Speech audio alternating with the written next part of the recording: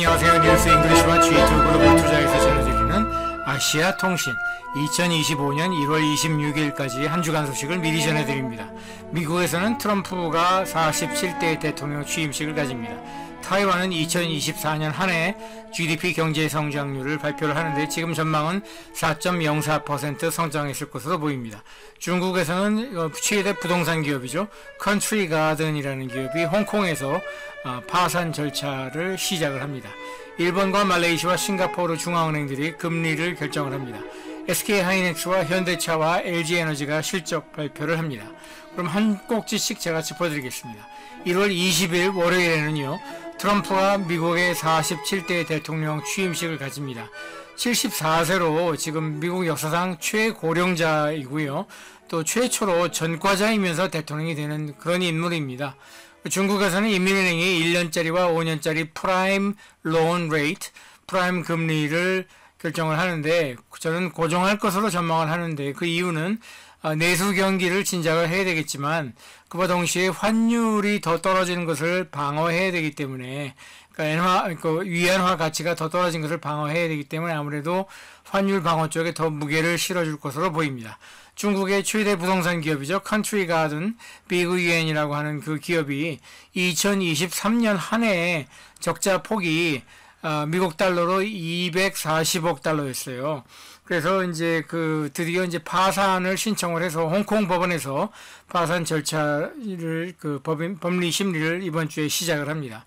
그리고 세계 경제 포럼이라는 그 단체가 매년 1월 말에 스위스 다보스에서 여는 다보스 포럼이 이번 주에 월요일 오늘 1월 20일에 개막을 해서 약 2,500여 명이 참석을 한다고 합니다. 자, 내일 1월 22일 1일 화요일이 되면은요, 한국의 헌법재판소가 윤석열 탄핵 심리를 시작을 해서 화요일과 목요일에 진행을 하고요. 미국과 일본과 인도와 호주 이 4개 나라들이 모여서 결성한 안보협의기구로 이제 쿼드라고 불리는 기구가 있어요.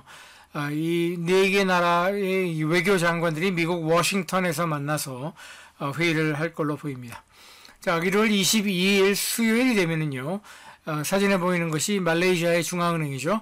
방크 네가라 말레이시아라고 하는데, 이 말레이시아 중앙은행이 기준금리를 발표를 하는데, 저의 전망은 3%로 고정할 것으로 지금 전망을 하고 있습니다.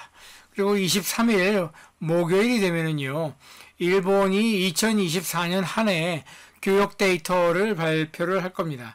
이 왼쪽에 보면 이 차트가 이제 그래프가 3개가 있는데 제일 왼쪽 것은 일본과 이 전체 수출입을 보여주고 수출이 빨간색이고 수입이 파란색입니다. 그런데 보면은 이 수출은 전년 대비해서 그러니까 2023년 대비해서 2024년에는 플러스 11.9%나 늘어나는데 수입은 마이너스 9.6%가 줄어들고 있죠. 가장 큰 이유는 일본 엔화 가치가 떨어지고 있기 때문에 그렇습니다.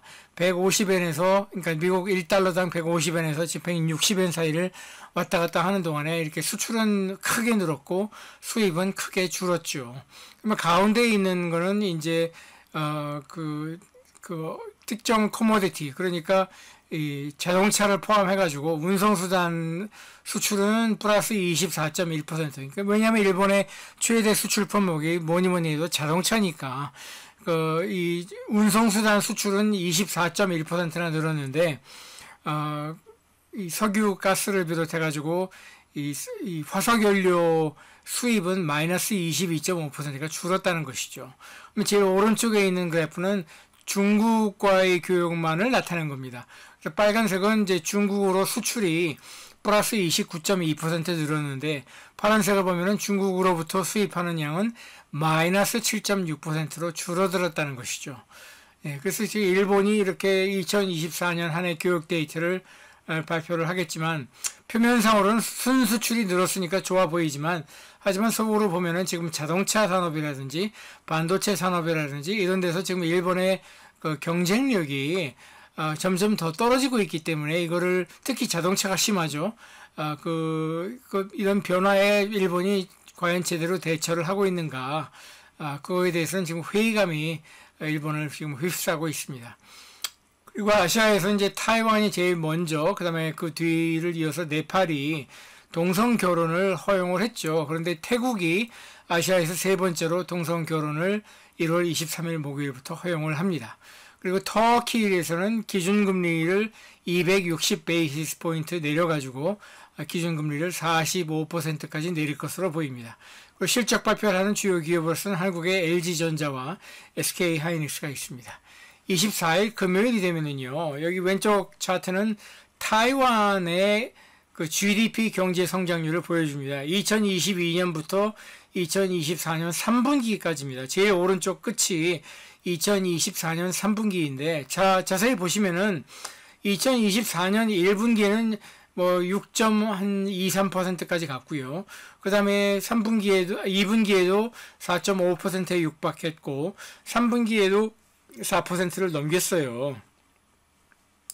그래서 4분기에는 좀 떨어졌다고 하더라도 2024년 한 해 전체로 봤을 적에는 4.04%를 지금 전망하고 있는데, 싱가포르도 비슷합니다. 싱가포르도 경제 성장률이 2024년에 4%가 넘을 것으로 지금 보이는데, 과거에 아시아의 네 마리 용이라고 불렸던 나라들 가운데 홍콩과 특히 한국이 굉장히 저조하고, 타이완과 지금 싱가포르는 펄펄 날고 있습니다. 예, 그래서 저는 이건 일시적인 현상은 아니고 구조적으로 일단 싱가포르 경제는 눈으로 보고 손으로 만질 수 없는 그런 intangible 경제, 그러니까 디지털 경제에서 굉장히 앞서 나가고 있어요. 그래서 그런 구조적인 변화를 상시적으로 구조 개혁을 한 결과로서 싱가포르 경제가 이렇게 잘 나가고 있고요. 타이완 경제는 거기도 역시 한국처럼 제조업인데, 문제는 결정적인 차이는, 한국은 이 시족재벌 중심 과거 소품종 대량 생산 가격 대비 품질도 경쟁하는 그런 수출 지향 경제였다면은, 타이완은 다품종 소량 생산에 특화된 이른바 중소기업 위주의 서비스 역량이 가미가 된 그런 서비스 플러스 제조업을 하는 데 있어서 굉장히 특화가 됐거든요. 그래서 지금 전 세계적으로 구조적인 변화 가운데 하나가 다품종 소량 생산이 본격화되면서 서비스 컴포넌트를 같이 할 수 있는 그런 제조업이라야만 성장을 하는 그런 시대가 온 거예요. 그랬을 적에 한국보다는 타이완 경제가 앞설 수밖에 없다는 것이 저의 생각입니다. 자, 그리고 이제 1월 24일 금요일에는 또 일본은행이 2024년 12월 한 달 CPI 소비자 물가 상승률을 발표를 하고요.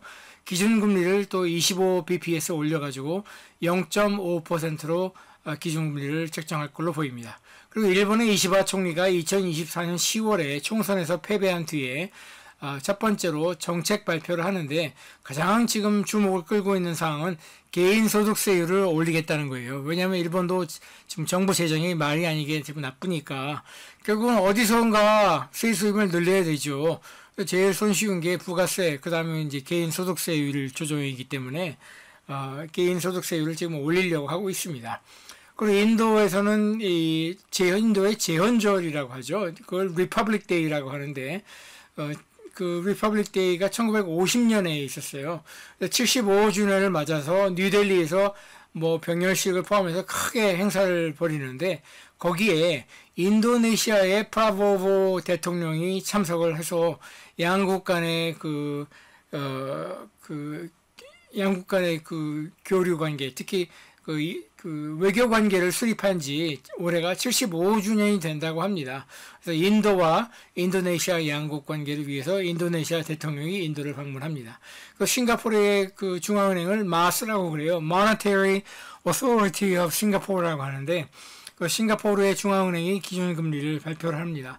지금은 3.3% 정도인데, 요거를 아마 추가로 조금 더 내리거나 아니면 고정할 것으로 전망을 하고 있습니다. 자, 여기까지 아시아통신 2025년 1월 26일까지 한 주간 소식을 전해드렸고요. 왼쪽에 보이는 것처럼 다양한 주제를 가지고 세계 정사를 소개를 하고, 오른쪽에 보이는 것처럼 또 다양한 소셜미디어 채널로 이 콘텐츠를 공급을 하고 있습니다. 자, 그럼 다음 주에 또 뵙겠습니다.